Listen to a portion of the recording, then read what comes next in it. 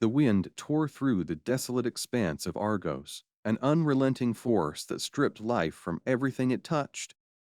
Lara stumbled forward, her legs sinking into the unforgiving snow with every step.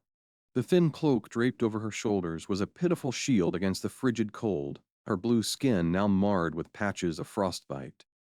Each breath she drew stung her lungs, the icy air a cruel reminder that she was still alive, if barely.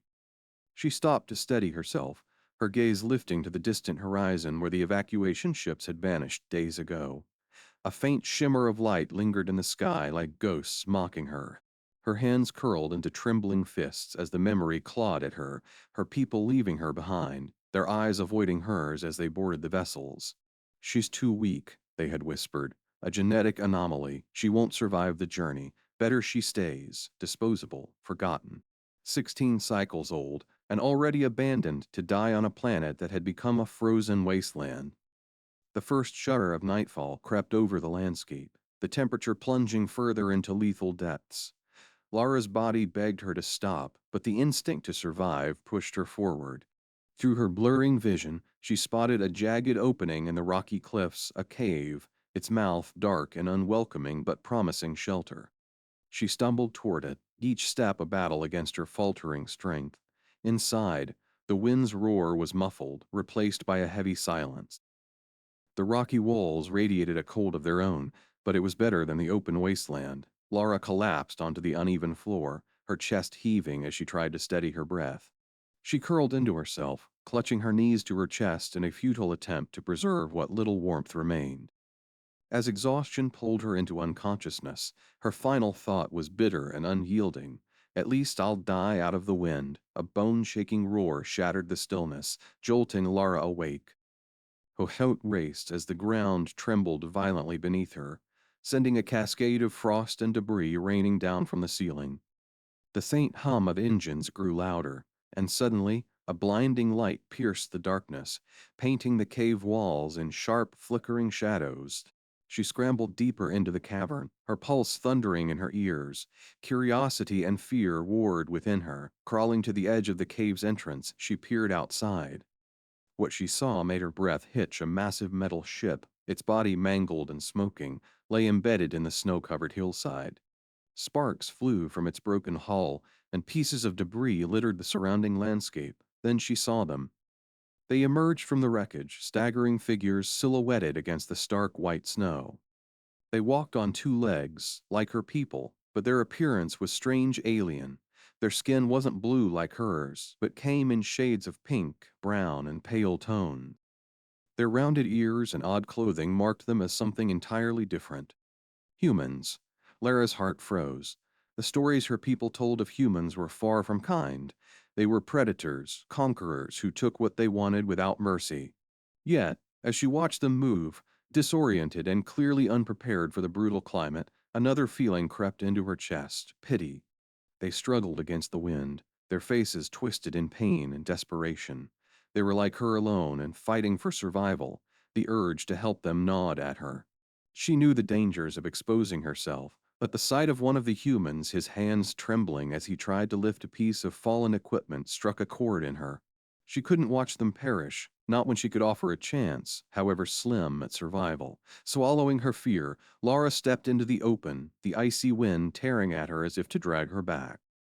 Her sin frame trembled as she approached the humans, her hands raised in a gesture of peace. "Hello," she said, her voice barely carrying over the wind. Her language was foreign to them, but she hoped the tone of her voice would convey her intention. "Do you need help?" The humans froze, their heads snapping toward her. One of them, a tall man with sharp features and gray eyes that seemed to pierce through her, stepped forward. His hand rested on a metallic object strapped to his side, a weapon, she guessed. "Who are you?" he barked, his language incomprehensible but the suspicion in his voice unmistakable. Lara swallowed hard, pointing toward the cave. "Shelter," she said, gesturing to the darkness behind her. The man's eyes narrowed as he studied her, the tension palpable. The other humans whispered among themselves, their words quick and cautious. Finally, the tall man gave a short nod and signaled his crew. Lara led the way back to the cave, her heart pounding with every step.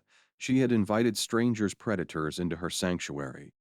Whether it was a mistake or the right decision, she didn't know. All she could do was hope. The humans followed Laura into the cave, their faces etched with exhaustion and weariness. The tall man, who introduced himself as Captain Alex Raymond, immediately began issuing orders in sharp, clipped tones. His crew moved quickly, setting up what little equipment they had salvaged from their wrecked ship. The cave became a flurry of activity, with voices echoing off the walls in a language Lara couldn't understand. Lara lingered near the entrance, her arms wrapped tightly around herself. Doubts clawed at her mind. What have I done? These humans were unlike anyone she had known, taller, sturdier, and unpredictable. Her people's stories painted them as conquerors, but as she watched them now, fumbling with their supplies and shivering against the cold, she saw no malice, only desperation. A sudden clatter drew her attention. One of the humans, a woman with a determined expression, struggled to ignite a fire. The matches in her hands broke apart, useless in the damp air of the cave. Laura hesitated. Approaching them felt like a risk, but the sight of their trembling hands and pale faces tugged at her resolve. If she didn't act, they might not survive the night. Slowly, she moved toward them. The crew froze, their eyes darting to Captain Raymond, who gave her a silent, calculating nod. Laura crouched beside the fire pit and reached for a piece of bioluminescent fungus growing on the wall. The humans watched with a mix of suspicion and curiosity as she demonstrated how the glowing plant could burn brightly, its soft heat spreading warmth through the cave. A murmur ran through the group, and one of them, a red-haired woman with kind eyes, muttered something in a tone that felt like gratitude. For the first time, Lara saw something soften in their faces. They were still cautious, but their desperation outweighed their mistrust. As hours passed, the humans began to rely on her. She showed them how to line the cave entrance with the broad leaves of glacier plants to keep out the biting wind. Their engineer, a man named Cooper, seemed particularly interested in her methods. He sketched diagrams in a small notebook, his face alight with curiosity as she explained, using gestures and broken words, the properties of the local flora. Though they didn't share a common language, Lara felt an unspoken understanding begin to form between them. Still, Captain Raymond kept his distance. His piercing gray eyes followed her every move, his hand never far from the weapon at his hip. Lara didn't blame him. She was a stranger to them, and trust was a luxury they couldn't afford. Yet she couldn't shake the feeling that, beneath his hardened exterior, he carried a burden she understood all too well, the weight of responsibility for others. By nightfall, the cave was transformed. The humans had insulated the walls, divided the space into sleeping areas, and salvaged enough heating units to create a central gathering spot. As they huddled around the faint warmth, Captain Raymond finally spoke to Lara directly, his tone firm but not unkind. "You know this planet," he said, his words slow as if to ensure she understood. "We need to call for help. Our communications are destroyed. Is there a way?" Lara hesitated. The question hung heavy in the air. Her knowledge of Argos's terrain was limited, but she remembered fragments of the old maps her people had studied before the evacuation. There had been a relay station in the mountains to the north, a remnant of her civilization's advanced technology. It might still work. "There is something," she said carefully, her voice halting as she searched for the words. "Old station, mountains. It might help." The captain's sharp gaze locked onto hers.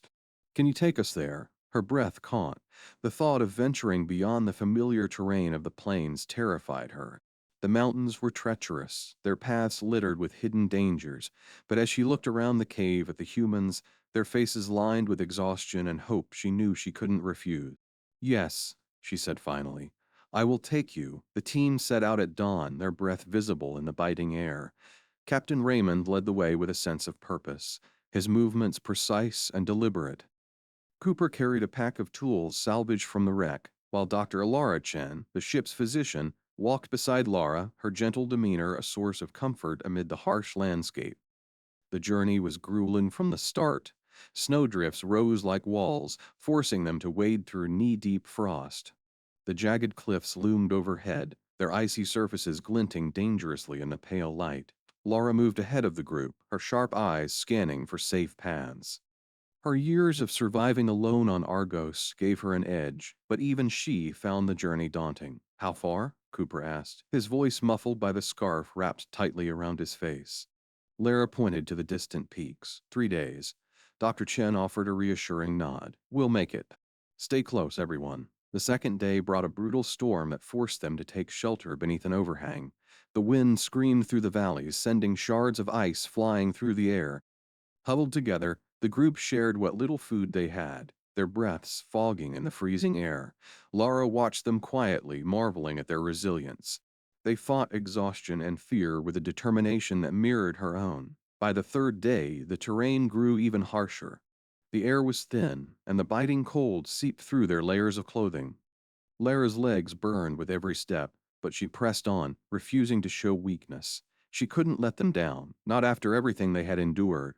Finally, as the sun dipped low on the horizon, they crested a ridge. Lara gasped, her heart leaping at the sight below. There it was, a massive, dish-shaped structure rising from the snow, its edges jagged with frost but still intact. A faint blue glow emanated from its center, a sign that some of its systems might still be operational. Cooper let out a low whistle. You weren't kidding. That's incredible. The group descended carefully, their movements cautious on the icy slope. When they reached the base of the station, its size was even more imposing. The towering structure loomed over them, a relic of a civilization long gone. Can you get us inside? Captain Raymond asked, his voice steady despite the tension. Cooper nodded, already unpacking his tools. Give me an hour. As the others prepared the area, Lara felt a strange unease settle over her. The station's faint hum seemed to vibrate through the air, stirring memories she had long buried. This place had once been a beacon of progress for her people. Now, it was a symbol of abandonment. She shook the thought away, focusing on the task at hand. Her journey with these humans had only just begun, and the challenges ahead would demand everything she had. The relay station stood as a silent sentinel against the icy wind, its massive dish towering above the snow-covered landscape. Cooper worked feverishly at the base of the structure, his gloved hands moving deftly over the ancient control panel. Sparks flew as he bypassed the rusted security systems, a testament to his skill and desperation. The rest of the team stood watch, their eyes scanning the horizon for any signs of danger. Lara couldn't shake the sense of unease that had settled over her. The faint hum emanating from the station seemed to vibrate through her bones, stirring memories she had tried to forget of her people's abandonment, their cold dismissal of her existence. Now, standing here with the humans, she felt the weight of their survival pressing down on her. They had trusted her to guide them, and she couldn't fail. Almost there, Cooper muttered, his breath fogging the air. This system's ancient, but it's not dead yet. Captain Raymond stood nearby, his weapon ready. He glanced at Lara, his gray eyes sharp. Anything we should know about this place? Any surprises? Lara hesitated, her gaze fixed on the faint glow emanating from the relay station's interior. Not. From the station, she said carefully. But the predators this place will draw them. As if on cue, a distant howl echoed through the mountains, low and menacing. Everyone froze. Captain Raymond's grip on his weapon tightened as he barked, "Stay sharp." Cooper, how much longer? Just a little more, Cooper replied, his voice tense. The howl was followed by another, closer this time. Lara's heart raced as shadows moved in the distance, slinking through the snow. The predators of Argos were relentless, their sleek forms adapted to the icy terrain. Red eyes glinted in the fading light, and their growls rumbled like an approaching storm. They're coming, Lara said, her voice steady despite the fear gnawing at her. Chen, cover Cooper, Raymond ordered. Lara with me. Dr. Chen positioned herself near Cooper, her weapon drawn.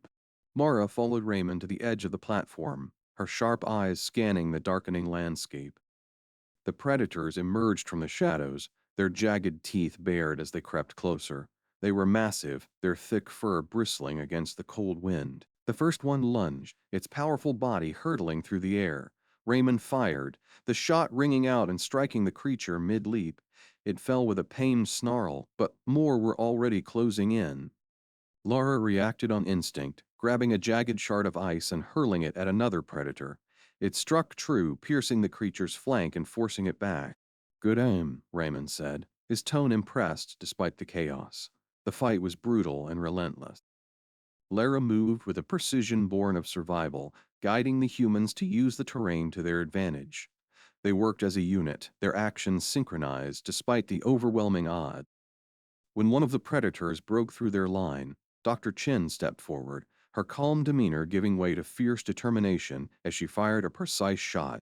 Inside the station, Cooper's voice called out, "Got it. The system's online." The faint hum of the relay station grew louder as its dish began to rotate, aligning with the distant star. A green light blinked on the console, signaling that the transmission had begun. Laura's heart leapt with hope, but the battle outside was far from over. The predators seemed emboldened by the station's activity, their attacks growing more frenzied. One broke past Raymond's line of fire, its jaws snapping inches from Lara. She stumbled, falling into the snow as the beast loomed over her. In that moment, time seemed to slow. "Lara!" Raymond's voice cut through the chaos. A blur of motion followed, and Cooper appeared, slamming a metal pipe into the predator's side.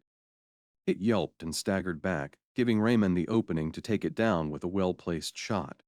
Cooper reached out, pulling Lara to her feet. "You okay?" he asked, his voice breathless but steady. Lara nodded, her chest heaving. "Thank you." The tide began to turn as the team fought back with renewed vigor. One by one, the predators fell, their blood staining the snow. Finally, as the first rays of dawn broke over the mountains, the last of them retreated into the shadows, their howls fading into the distance. The group collapsed in exhaustion, their breaths visible in the cold morning air. Lara's body ached, but a sense of relief washed over her. They had survived. Inside the station, the console beeped, drawing their attention. Cooper leaned over the screen, his eyes scanning the readout. "We've got a response," he said, his voice barely above a whisper. "The rescue ship is coming." 2 weeks. A cheer erupted among the humans, their weary faces lighting up with joy. Lara stood apart, watching them with a faint smile. Yet a shadow of doubt lingered in her mind. What would happen to her once the ship arrived? Would they leave her behind as her people had? Later, as they prepared to leave the station, Dr. Chen approached her. "You were incredible out there," she said gently. "We couldn't have done this without you." Lara shook her head, her voice quiet. "I only did what I had to. You saved me too." Shen placed a hand on her shoulder, her expression warm. "We're a team now. Don't forget that." The words lingered in Lara's mind as they made their way back to the base camp. The mountains loomed behind them, but for the first time, Lara felt something unfamiliar, a flicker of hope. 2 weeks later, the rescue ship descended through the clouds, its sleek hull gleaming in the sunlight. As the humans loaded their supplies, Captain Raymond approached Lara. "You're coming with us," he said, his tone leaving no room for argument. Lara hesitated, her voice barely above a whisper. "I don't belong with your people. Your world is not mine." Raymond's gaze softened. "You've proven yourself more than once. You belong with us now." Tears welled in Lara's eyes as she nodded. For so long she had been defined by rejection and loneliness. But now, as she stepped aboard the ship and looked back at Argos for the last time, she felt a surge of determination. She wasn't just surviving anymore. She was starting anew with people who had become her family. The stars stretched out before them as the ship ascended, a new chapter waiting to unfold.